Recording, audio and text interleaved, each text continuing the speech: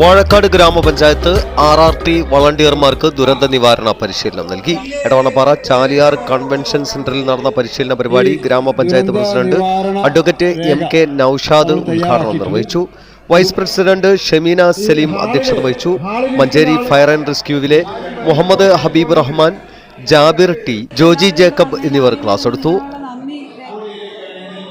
ഗ്രാമപഞ്ചായത്ത് ആരോഗ്യ വിദ്യാഭ്യാസ standing committee chairman CK Rasheeda, ward മെമ്പർമാർ എന്നിവർ ആശംസകൾ നേർന്നു. വികസന standing committee chairman PK Rafeeq Afsal സ്വാഗതവും പഞ്ചായത്ത് സെക്രട്ടറി S പ്രശാന്തി നന്ദിയും പറഞ്ഞു.